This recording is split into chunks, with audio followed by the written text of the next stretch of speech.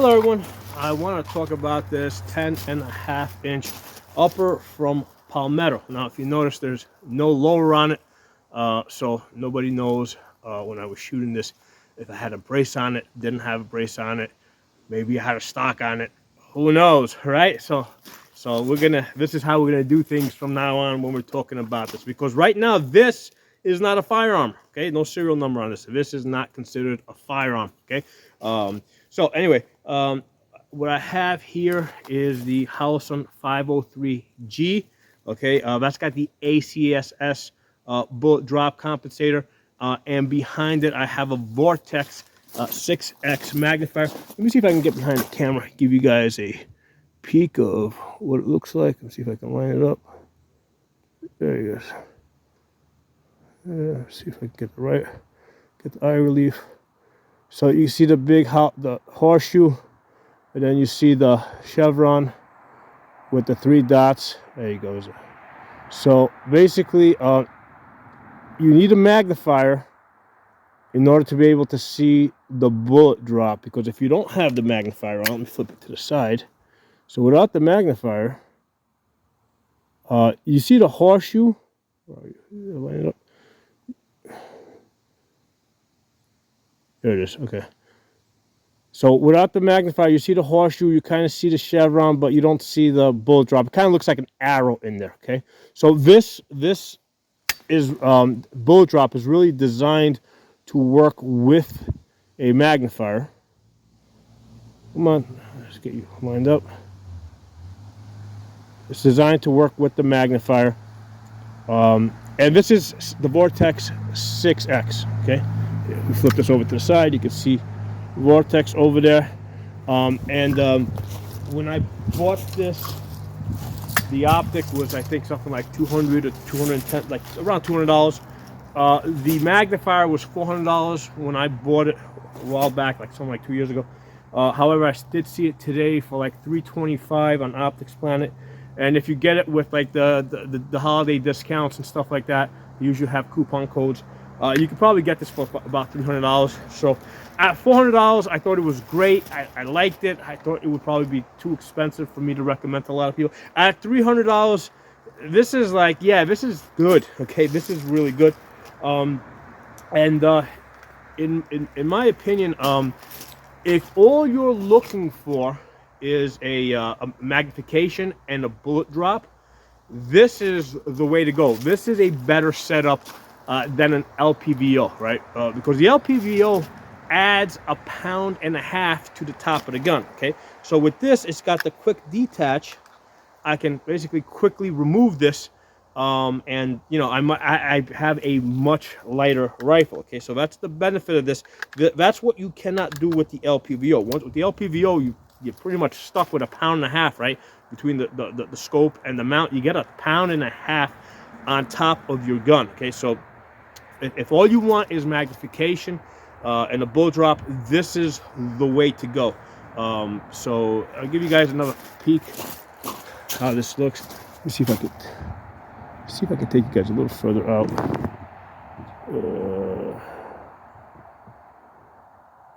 You know, lining this thing up is always a pain in the ass.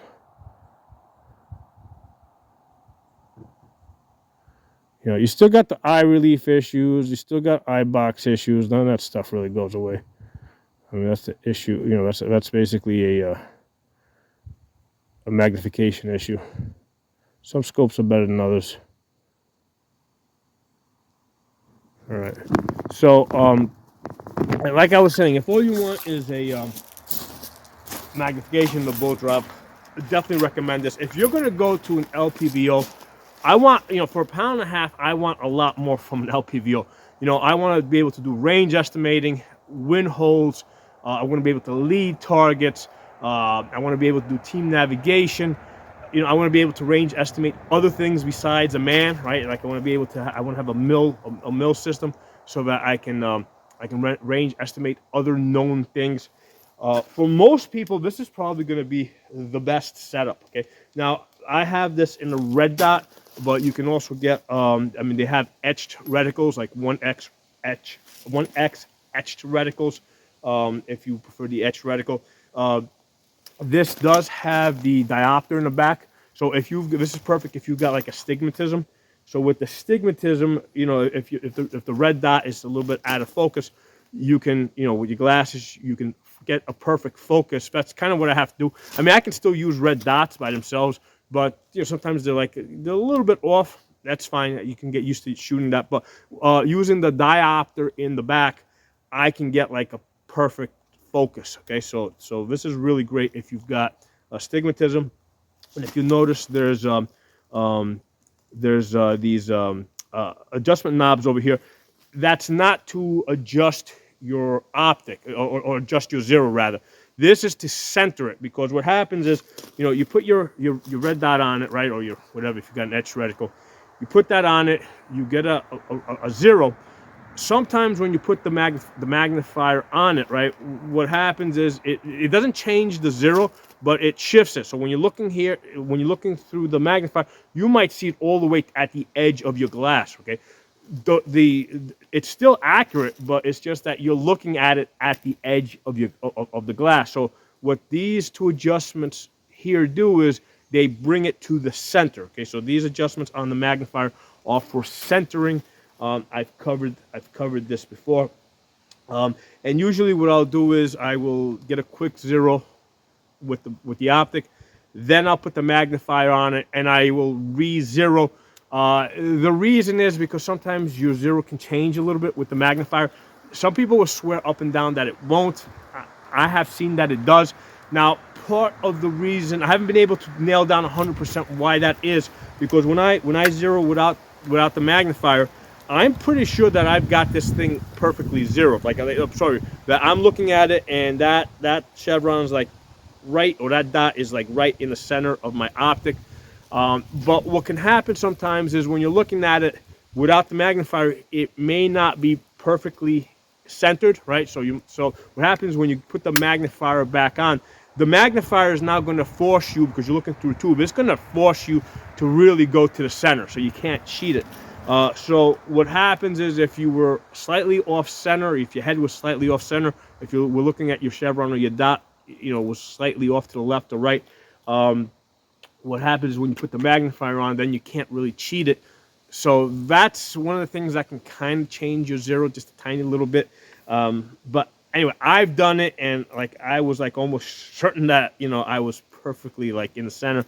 And it's usually an up or down shift. It's not left or right, right? Because if it was a left or right shift, I would say that, yeah, maybe my head wasn't in the right position. But it's usually like 3 inches up or 3 inches down, whatever. The point is that, you know, I get a quick zero with the optic, then I'll put the magnifier on, and then I will fine tune my zero. So with this here, I had a 50-yard zero, and the last time I zeroed this, I used a 77-grain bullet. You guys, there's a video that I posted, I think it was something like maybe 2 years ago at this point, with this 10.5-inch upper. I had it at a 300-yard range. Okay, so at 300 yards, I hit 3 1/4 inches with match grade ammo. Okay, so it was Sierra matchkin. So at 300 yards, 3 1/4 inch. So I know this is a great upper from Palmetto, great barrel. If you notice, I've got the linear comp on here. Now, one of the things I'm going to say, in my mind, a lot of times I kind of lump like the 7.5-inch barrels and the 10-inch barrels kind of like in the same category as far as like noise and flash, okay? And accuracy, right? But one of the things that but the reality is, like, I've actually had to go back and look at my videos, my own videos, so I can kind of see the differences. Because usually one day I'll be shooting this, the other day I'll be shooting the other thing. So when I watch the videos back, you know, like kind of like back to back, I can see that there is a significant difference between the 7.5-inch and a 10.5-inch, okay? So the first difference is the noise, okay? So this has a linear comp on it, right? So it's a blast diverter, okay? I think this one's from Quad Valley, all right? So it's got this blast diverter. So with this, the noise is very tamed, okay? It basically sounds almost like a regular 16-inch barrel. A lot of times with the 7.5-inch, I have to double up on the ear protection. And today I was just shooting this with just these earmuffs, and I was like perfectly fine. So usually with the 7.5, a lot of times I have to double up because otherwise I end up with a mild headache.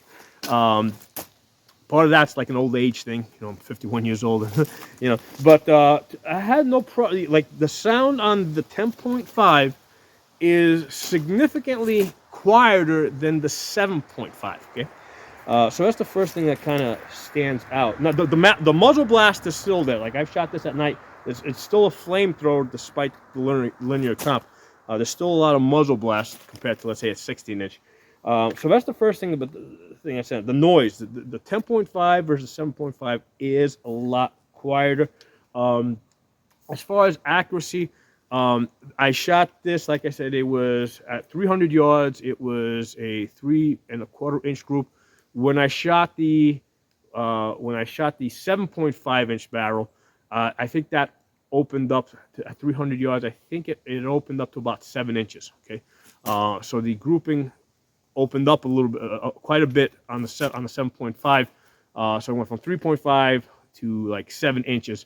So the accuracy, there seems to be an accuracy. Now, it's not like I've been like, I shot it one day on the 10.5, went back another day. So it's not like I've shot it a lot, right, at that at that distance.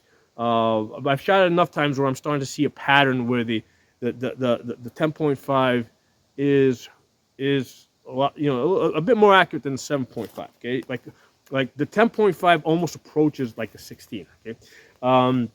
So and again, it is a lot. It is much lighter. It is a lot more manageable. 10.5 versus the 16-inch barrel. So I'm starting to kind of I'm starting to really like this 10.5 a lot. I used to kind of just kind of throw the 10.5 and the 7.5 in the same category, loud. It's too loud and too much of a muzzle flash. But I'm starting to feel a little bit better about the 10.5. Anyway, I shot this today, and I shot this a bunch of times today. Now, like I said, originally I had zeroed this in with 77 grain at 50 yards. I shot it with the 55 grain PMC X-Tax today, and when I shot it, I don't have that paper, but basically my bullseye was here. It shot just above the bullseye. Okay, so then what I did is I took it to 100 yards. Okay, so at 100 yards, it basically, let's have the tape here. So with the 50-yard zero, maybe 50 yards plus one, right? Because it was 55 grain bullet, so it went a little bit higher. So from the bullseye, it's about 2 inches high. Now, if this was a 16-inch barrel, usually it's 3 to 4 inches high. So usually the 16-inch barrel is impacting like up here somewhere, right? When I have a 50-yard zero. So because the bullets out of the 10.5 are coming out a little bit slower, my rise is a little bit less at 100 yards. So instead of impacting a little bit higher up here, it is only about 2 inches high versus 3 to 4 inches high on a 16-inch barrel. So then what I did is and that's a 2-inch group. Okay, 2-inch group. I didn't overthink it. I just threw them out there and I said, let's see what this thing gets. So I got a 2-inch group at 100 yards. And then I went to 200 yards, right? So at 200 yards, again, with the 50-yard zero, you can see it's still, I get basically my second zero. It's almost like centering around the 50, right? So initially with the 50-yard zero, I think because with the 50-yard zero, I think I got like a half-inch group, okay? So it was a half-inch group right above the bullseye. So at 200 yards, the group has opened up to 3 inches, right? So it's a 3-inch group. At 200 yards, again with the PMC X-Tax, and essentially I got my second zero. So I think it's doing great. I mean, I'm really loving this. And like I said, at 300 yards, using match grade ammo, I had hit the 3 1/4 inch group. So again, that's match grade ammo. That stuff's a lot more expensive. This stuff here, a lot more affordable, right? This is like what I would consider like more your standard ammunition. So 200 yards, 3-inch group. I mean, I think it's pretty good. So again, that's your Palmetto 10.5 inch. Okay, I got the Core Valley linear comp. I got the Holosun 503 G with the ACSS, right? That has the bullet drop. And then I got the Vortex 6X magnifier. And we're not going to say anything about the lower and what's attached to the lower, okay? So, maybe I just like kind of mount this like on the top of like my truck or something, right? And I use my truck as a lower. That's what I did. So hope you guys enjoyed the video. Drop some comments below. Let me know what you think, and I will talk to you all soon.